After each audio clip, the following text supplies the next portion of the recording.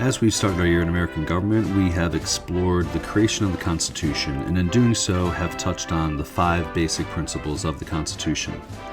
These 5 principles are going to pop up throughout the entire year. They are federalism, separation of powers, checks and balances, limited government, and popular sovereignty.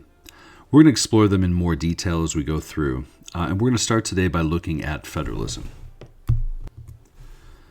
So federalism can best be defined as the sharing of power between the federal and the state governments. So going from the Articles of Confederation to the Constitution, the writers of the Constitution obviously want to and must maintain the sovereignty of the state governments. In the debates that we discussed between the Federalists and the Anti-Federalists, there's a big concern that this new federal government, which is going to be stronger than it was under the Articles, would overpower the states. The writers of the Constitution, especially when we get to the 10th Amendment, are going to make sure that the states maintain that sovereignty. And federalism, as a principle, is the sharing or the division of that power between the federal and the state governments. In this presentation, we're going to look for what are the powers of the federal government, what are the powers of the state government, and we're just going to introduce those basic concepts and principles. And again, as the year continues, explore them in more detail. So federalism is the sharing of power between the federal and the state governments. And that's all lined out in the Constitution. And let's take a look at what the Constitution says, and in some cases, what the Constitution does not say. So the federal government's powers are delegated. And what that means is that the government's powers, the federal government's powers, are specifically written into the Constitution. These are the powers that are specifically listed and given to the federal government, most of which appear in Article 1, Section 8 of the Constitution, and you can go look them up. There's about 27 delegated powers. Another word that you're going to see for this as you go through different texts and different resources is enumerated, which is one of our vocabulary words. So the federal government's powers are delegated or enumerated, meaning that they're specifically written into the Constitution. And that's really important to understand because the government can only do, the federal government, can only do what the Constitution says that it can do. So unless it's specifically delegated to the federal government and listed in the Constitution, the federal government cannot do that. Well, you might be thinking if there's only 27 or so delegated powers, that doesn't sound like a lot. Well, it doesn't until you take into account what we're going to talk about in a moment. So what are some examples of these delegated powers that are listed in the Constitution? We're not going to go through all 27 of them. But obviously the federal government has the power to collect taxes. The federal government has the power to borrow money from other nations on the credit of the United States. The federal government has the power to declare war, and therefore they also have the power to raise armies and navies. They have the power to coin money, to print money. And they have the power to regulate commerce between the states, and that's going to become a really important power. And they also have the power to provide for the general welfare and for the common defense of the United States. Now, that's a pretty broad power. There's a lot of things that you could say that are necessary for providing for the general welfare. But I'm getting a little bit ahead of myself. The last of the delegated powers comes in what's called Clause 18. And this is the text of Clause 18. It says, Congress shall have the power to make all laws which shall be necessary and proper for carrying into execution the foregoing powers, and all other powers vested by this Constitution in the government of the United States, or in any department or officer thereof. Okay, so that's really important. Let's break that down quickly. To make all laws which shall be necessary and proper, which I put in red, for carrying into execution the foregoing powers, which is all the powers listed above, and all other powers vested by this Constitution in the government, or in any department or officer thereof. So according to Clause 18, the government can do whatever is necessary and proper to carry out these laws. It also says that any officer or department in the government also can create laws or do things that are necessary and proper to carry out the delegated powers. Well, this is what's called the implied powers in the Constitution. And this is really important because it's the implied powers, or what's known as the necessary and proper clause, that allows the federal government to do so many things that it does on a daily basis. The necessary and proper clause allows the federal government to stretch its powers, which is why it's sometimes referred to as the elastic clause. Okay, and it's this clause in the Constitution that really has allowed not just the Constitution to grow and adjust over time, but it's also allowed the government to do a lot of things that aren't specifically written down and delegated to them in the Constitution. And if we were to actually write down all the things the government has the power to do, that would be a ridiculously long list. So, therefore, the implied powers become rather important. So the necessary and proper clause, how would the Federalists have reacted to this necessary and proper clause in the Constitution? Remember, the Federalists want a stronger national government. So men like Alexander Hamilton, they would have definitely approved of the necessary and proper clause. Hamilton might have said the federal government needs the power to do what is necessary in order to carry out its powers, that it would be impossible to write down everything the government can do. The list would be going on forever, and we'd always be adding to it. Therefore, we'd always be changing the Constitution. We can't possibly write down everything that the government can do. Well, anti-federalists, on the other hand, like Thomas Jefferson, would have seen this necessary and proper clause as an abuse of this federal power, that if we are to give them this elastic clause, which can stretch the law and change the law, then the government can basically do whatever it wants to do, and there's really no purpose to having delegated powers in a constitution in the first place. So this is part of the debate that we didn't really talk much about in terms of the Federalists and Anti-Federalists, but they definitely disagreed about this necessary and proper clause. So let's look a little bit closer at the idea of the implied powers and this necessary and proper clause. Early on, after the writing of the Constitution, Alexander Hamilton is going to be appointed by George Washington as the first Secretary of the Treasury. And Hamilton looks at the status of the United States and says, okay, we need a national bank. Things are crazy. We need to get control of our money situation. We need a national bank. Well, can the government make a national bank? Well, is there a delegated power that says the government has the power to make a bank? Well, there's a couple of delegated powers, but none of them say anything about a bank. One of them is the power to collect taxes, and one of them is the power to coin money. So the question becomes, can the government make a national bank? Well, if you think about it as an implied power from the necessary and proper clause, if the government is going to collect taxes, then it would be necessary and proper for them to have a bank in which to help organize and collect those taxes. If the government is going to coin money, then it would be necessary and proper for the government to have a bank in which to deposit or to control that money.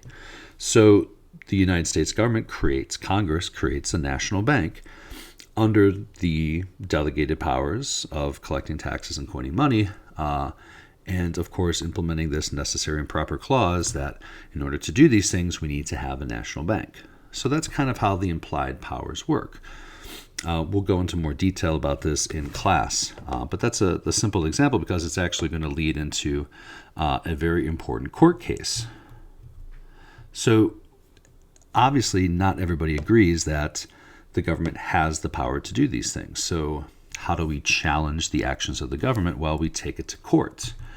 And we're going to have one of our very famous early on Supreme Court cases, the case of McCulloch versus Maryland, which is going to be decided by the Supreme Court in 1819. So this fast forward history a little bit, the United States has what's eventually the second national bank of the United States, which was created after the War of 1812, but you don't need to know that. And it was set up in the state of Maryland. So the state of Maryland was not happy about this national bank. So what they did was they passed a law basically saying any bank that's not a state bank has to pay taxes to the state of Maryland.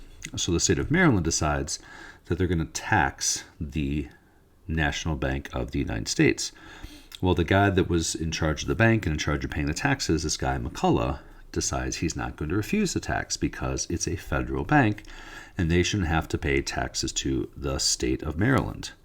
So the case makes it all the way up to the Supreme Court of the United States, and the Supreme Court Justice John Marshall, the Chief Justice of the court, is going to write a very important ruling about these two issues. So issue number one that's brought before the court is a national bank constitutional? Can the government even make a bank in the first place? And then issue number two is really important because we have the issue of a state taxing the national government. Can a state tax the federal bank? So we have a question of federalism. Can a state tax the national government? So the case is decided, and here's what we come up with. So for issue one, isn't a national bank constitutional? And the Supreme Court says yes, that under the necessary and proper clause, the United States government is well within its rights to create a national bank in order to carry out its delegated powers. So Chief Justice John Marshall writes, "Let the ends be legitimate, let it be within the scope of the Constitution, and all means which are appropriate, which are plainly adopted to that end, which are not prohibited, but consist with the letter and spirit of the Constitution, are constitutional." So this ruling and this statement upholds the idea of the implied powers and upholds the idea of the necessary and proper clause. That as long as it is necessary and proper, or as Marshall says here, as it is legitimate and within the scope of the Constitution, and it's appropriate, then it is totally okay for them to do that. So issue two was, can a state tax a federal bank? And the court's going to rule no, because of what's known as the Supremacy Clause. And this is found in Article 6 of the Constitution. So basically, the government of the Union, though limited in its powers, is supreme within its sphere of action, and its laws, when made in pursuance of the Constitution, form the supreme law of the land. So basically, the Constitution, according to Marshall and according to the rest of the justices on the court, because this was a unanimous decision, which means they all agreed, that the Constitution acts as the supreme law of the land. Then the Constitution essentially overrules any state laws. So a federal rule passed by the federal government would overrule any state law, or in this case, a state tax. Marshall went on to say that the power to tax is the power to destroy. So we cannot give the state of Maryland the power to tax the federal government. Therefore, we would be giving Maryland the power over the federal government, and that violates the Supremacy Clause of the Constitution. So we'll talk more about the Supremacy Clause in class, but hopefully that gives you a basic idea and understanding of what the Supremacy Clause is. Let's continue to explore the government's powers. The federal government's powers are also, besides being delegated and implied, the federal government's powers are inherent. Now, what does that mean? Well, that means that the government has certain powers simply because it is the government, and that there are certain things that governments have always done throughout time, so therefore those powers inherently exist in the government itself.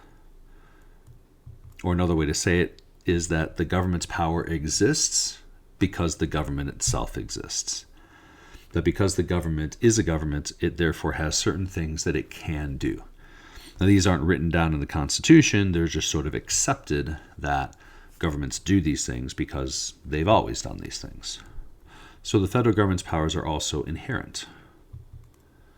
Well, what about the state governments? We've talked about the federal government. We've talked a lot about the national government in terms of its powers.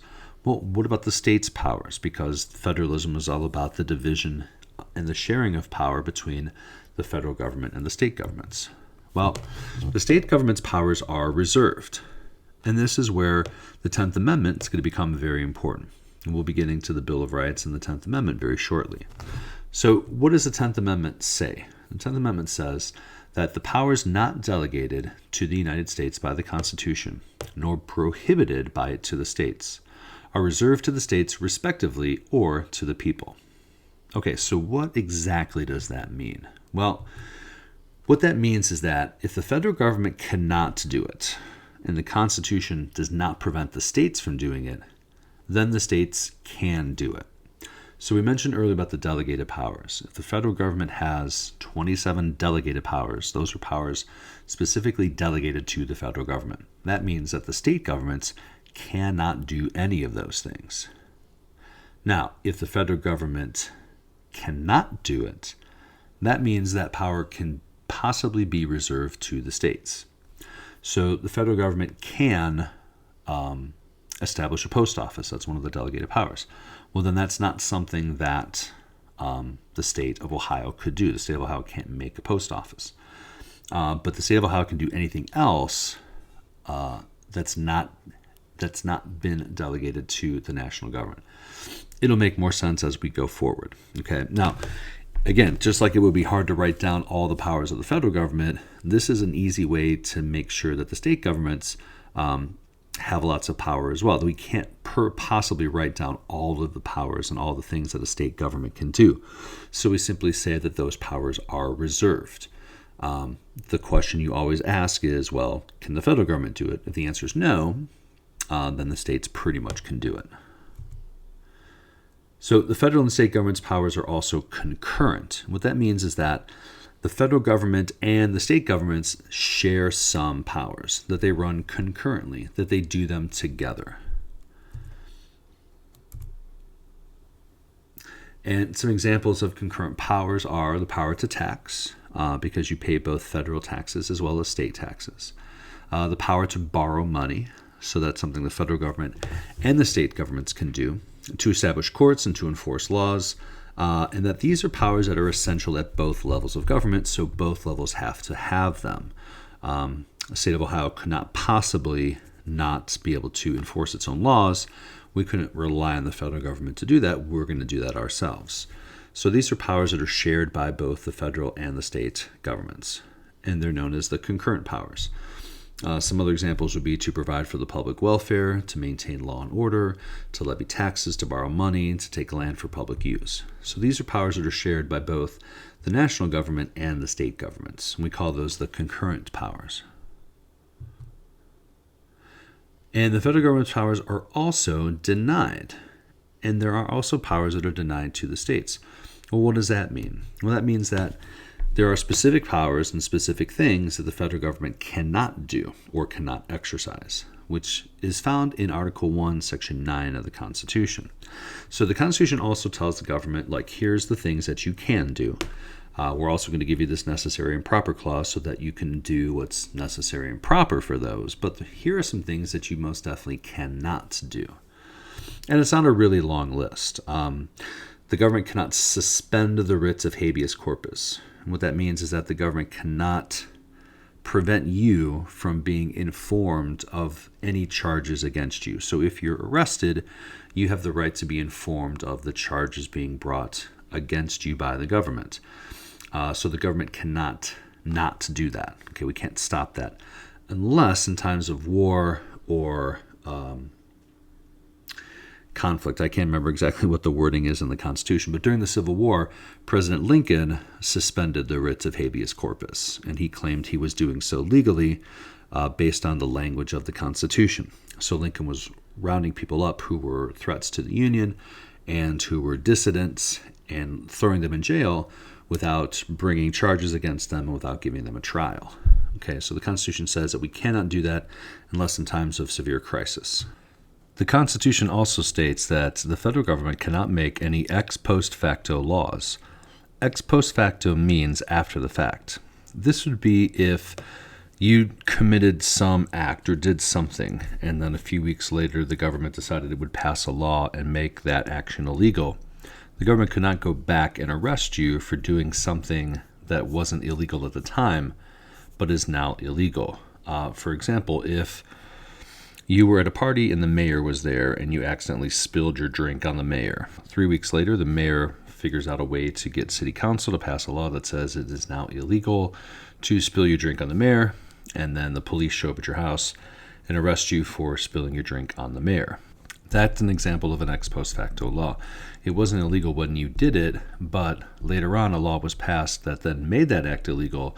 The government can't do that. They can't go back and arrest you for something that wasn't illegal at the time, but may be illegal now.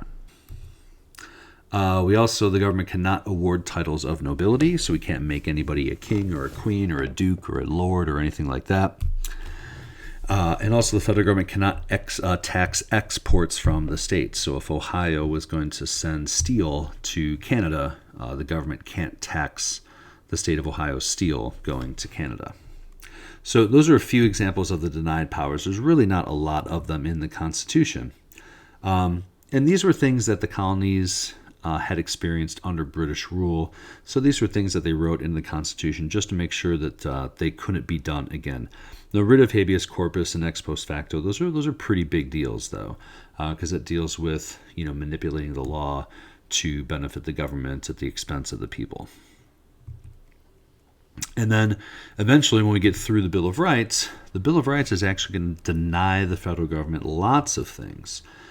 Just thinking about, the First Amendment, the government shall make no law establishing a religion. The government shall not abridge your freedom of speech. So the Bill of Rights contains a lot of the denied powers of the federal government, things that the government cannot do. And we'll talk more about these in detail as we go through the Bill of Rights and into the other amendments, like the 13th and 14th and 15th Amendments and 19th Amendments and things like that. So there's lots of things in the Bill of Rights and in the following amendments that deny the government certain powers, certain things that they cannot do. All right, so let's start to summarize this as we wrap up this lesson. So the federal government's powers are, number one, they're delegated or enumerated, which means they're written in the Constitution and they are listed clearly for all to see. Number two, though, with that comes the federal government's implied powers, coming from the necessary and proper clause, as well as the elastic clause, giving the government the power to expand, to adapt, and to do things that are necessary and proper to carrying out the delegated powers. The federal government's powers are also inherent, meaning that it has some powers that it has simply because it's the government. And that the federal government's powers are also concurrent, that there are some powers, like the power of taxation, that it shares with those state governments. And that the federal government's powers are also denied, that there are things written in the Constitution and into the amendments that specifically say what the government cannot do for the people or to the people. And the state government's powers are reserved, coming from the 10th Amendment, which goes along with the delegated powers. If the federal government cannot do it, then the states can do it. So those powers are reserved. And like we already said, those powers are also concurrent, meaning that there are some powers the state government shares with the federal government. So that's going to wrap up our video lesson on federalism and our introduction into the concept of federalism. And remember, federalism is the sharing or the division of power between the federal and the state governments, and make sure that you are able to list and identify and describe all the different types of powers given to both the federal government and to the state government.